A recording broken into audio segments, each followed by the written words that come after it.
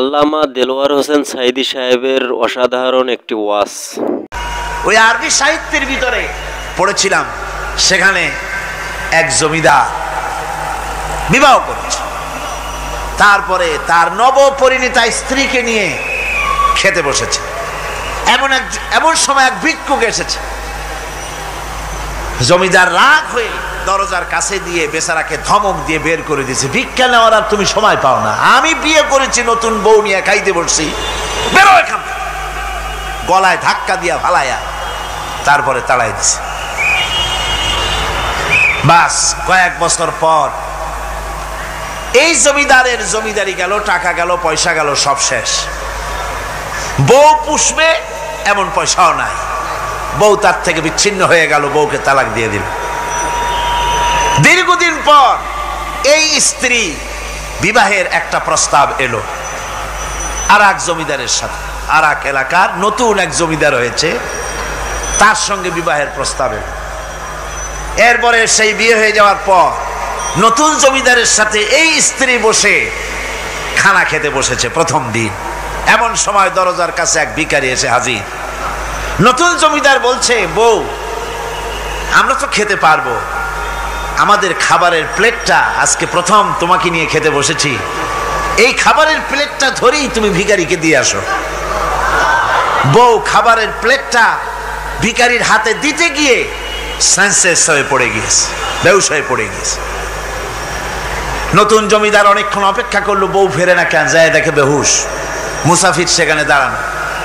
কিছুক্ষণ পর বউয়ের হুশ হলো, জিজ্ঞেস করলো, হয়েছে কি, তুমি এরকম পড়ে গেল কেন? এই মুসাফিরকে দেখে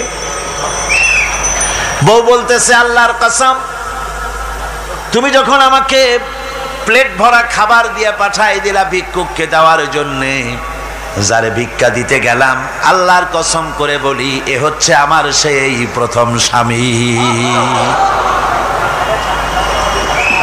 এবার ওই জমিদার বলতেছে, তুমি যেমন কসম করে বলতেছো এই হলো তোমার প্রথম স্বামী, আমিও আমার আল্লাহর নামে কসম করে বলি, আমিও সেই ভিখারি যেদিন তোমরা খেতে বসেছিলে আর আমি ভিক্ষা নিতে গিয়েছিলাম, আমাকে দরজা থেকে তাড়ায় দিয়েছিলে।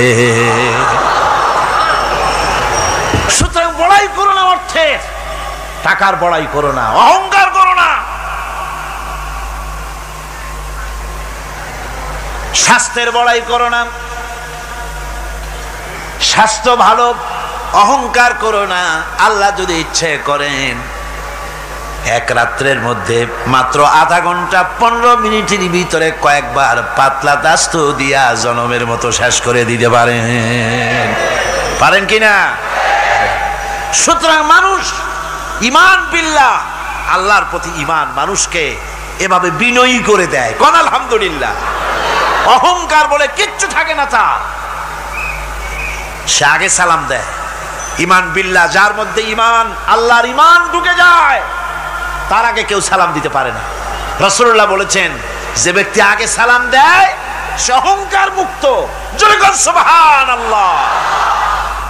এখন তো সালাম শুধু পেতে চায়।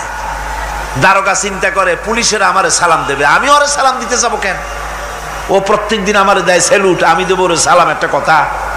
এসপি মনে করে ইন্সপেক্টররা আমারে সালাম দিবে, আইজি মনে করে এসপিরা আমারে সালাম দিবে, প্রেসিডেন্ট মনে করে মন্ত্রীরা আমারে সালাম দিবে, হুজুররা মনে করে মুরিদরা আমারে আগে সালাম দিবে। না, এটা সুন্নাতের খেলাফ। রাসূলুল্লাহর আগে কেউ সালাম দিতে পারে নাই। জোরে কোন সুবহানাল্লাহ।